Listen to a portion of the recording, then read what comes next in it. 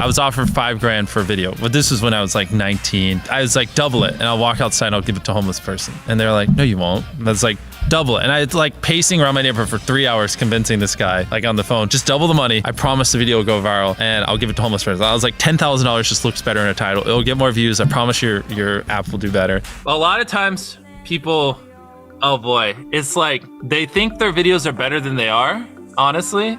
And tell them, Jimmy, tell them. I mean, they do that, and they have horrible friend groups because you really are like the type of YouTubers you hang around. It's getting people with the right YouTuber friend group that aren't pussies and will actually tell them when their content's bad and like actually roast it and help them get better in a nice, positive way. Basically what I did was I've somehow found these other like 4 lunatics. 3 of us were college dropouts, 1 was a high school dropout, and 1, I don't know, he just like quit his job. We were all super small YouTubers, and we basically talked every day for 1,000 days in a row and did nothing but just like hyper study, like what makes a good video, what makes a good thumbnail, what's good pacing, like how to go viral. We would just get on Skype every morning, and like some days like I'd get on Skype at 7 a.m. and I'd be in the call until like 10 p.m. and then I'd go to bed, I'd wake up and I'd do it again. We'd do things like take 1,000 thumbnails and see if like there's a correlation to the brightness of the thumbnail to how many views it got. Imagine a world where it's just you working solo and you work 12 hours a day every day for like a year. And you're just grinding, you make a mistake, you learn from it, you grind, you make a mistake, you learn from it, and you do that for like a year.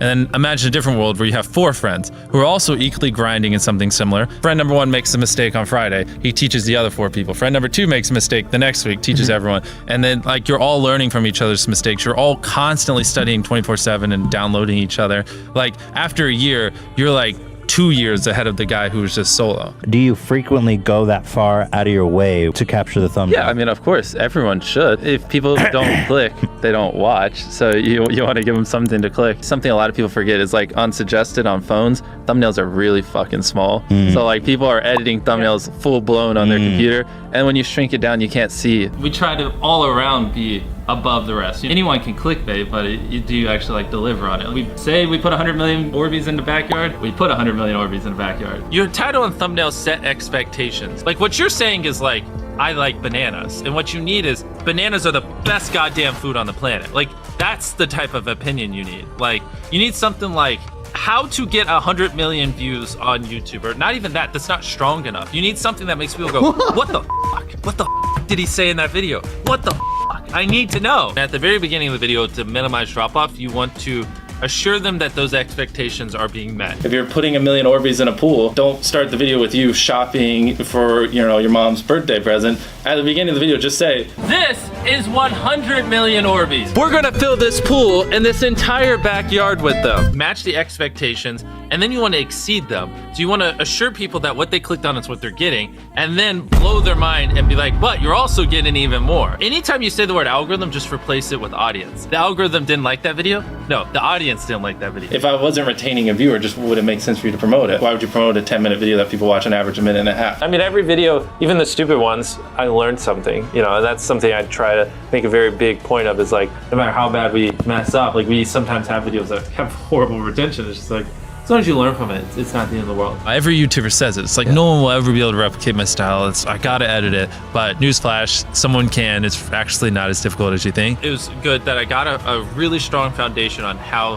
YouTube works and how the style of videos I wanted and everything before I scaled up a team, if that makes any sense. I just want to make sure that's clear, because I've seen people try to build the team without foundation and knowing how to do well. I know that if we film this video, it will do well, just because I've spent a decade of my life hyper obsessing over YouTube and I have a good pulse on it. But if you didn't have that, then you wouldn't know. Like you wouldn't be able to spend $4 million on a Squid Game, because you might lose $2 million and then you can't pay your people. But of course, yeah, if I didn't have these people, I couldn't do half the stuff I do. For the last like 8 or 9 years, like every dollar I've made, I just spent it the next month on content. And I just did that every single month, and it just kept getting bigger and bigger, and here we are. Since I was 13, there probably hasn't been a single hour that's gone by that I've been awake where I haven't thought about YouTube. Like, I'm just focused on making the best videos possible, period. I don't care about making money. I don't care about time. I don't care about anything. I just want to make the best videos on the planet. Literally all the algorithm does is reflect what the people want to a T. And if you deny that, you just make terrible videos and are trying to find a scapegoat. We do our videos in other languages as well. If you Google it, it's like only whatever, less than 10% of the world speaks English. So 90% of the world can't even enjoy your content. And when I realized that, I was like, wait a minute, 90% of the world can't even watch this stuff. Like, we just started doing this like 6 months ago, and it's crazy like how viral some of these videos Wow, are going. 51 million. In Spanish, the guy who does my dubs is the same guy who dubbed Spider-Man. We managed to convince him. So a lot of those comments are like, why does he sound like Spider-Man? Or is Mr. Beast Spider-Man? To me, what's important is click-through rate, getting people to click on your video, and then average view duration, average view percentage, or just relative retention, and having them watch it. A lot of creators think click-through rate is just like the title and thumbnail and did they click it, but a lot of it too is, did they enjoy your last video? Because if someone watches a video of yours and they loved it, you can bet the next time you're recommended, their chance of clicking is a lot higher. Sometimes we're filming for 3 or 4 days, like 10 hours a day,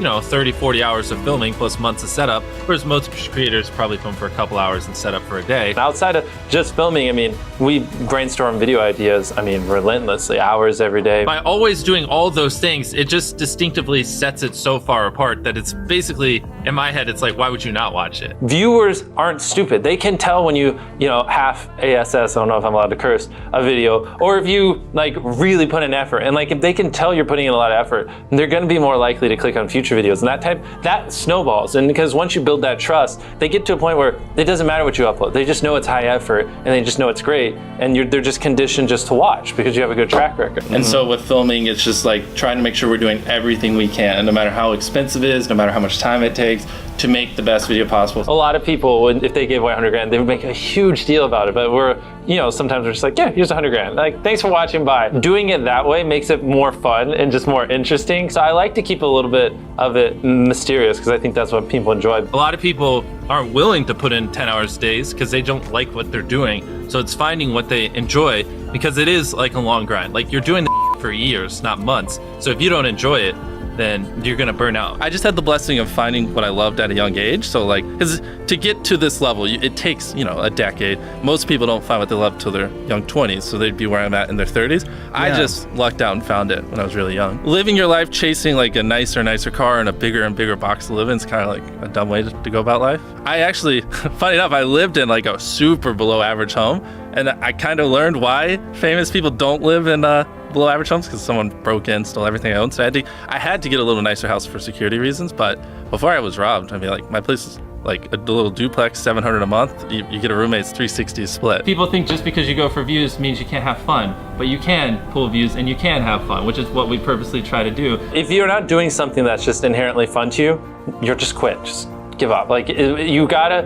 at least semi-enjoy what you're doing, or you're gonna quit long before it gets to the point where it brings in money or whatever else could be driving you. So find what you love, and then I would just hyper obsess. Make sure no one doing what you're doing is doing it better. Make sure the videos are as good as possible. You can be motivated by more than one thing. I'm motivated because I want to support my mom and my family. I'm motivated because I want to employ my friends and help them. I'm motivated because I want to help other people. I'm motivated because I want to be a YouTuber. I feel like that's another misconception. You can have lots of things that drive you. Absolutely. Yeah. Absolutely. So there's just tons of stuff that drive me.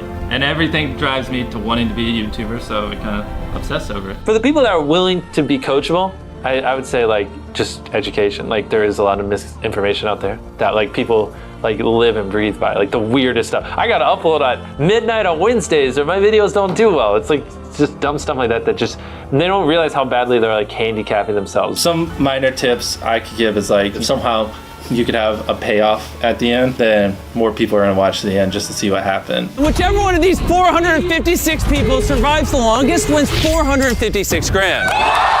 Cut out all dull moments, try not to over-explain things. If a camera just sits on me and I'm just talking for 20 seconds, it doesn't hold retention as well as, maybe me talking and other footage popping up. It's much easier to get 5 million views on one video than 50,000 views on 100 videos. It takes way less effort to get 5 million views on one video. Back then, which I think small YouTubers should do, is I would reply to every single comment. And so I think a few people caught on that I would always reply. And so some people would just be like, I wonder how long it'll take for him to reply. So that was a lot of my comments when I was smaller, but at least it kept him coming back. In your analytics, and most of you probably know this, audience retention. You can see where people click off.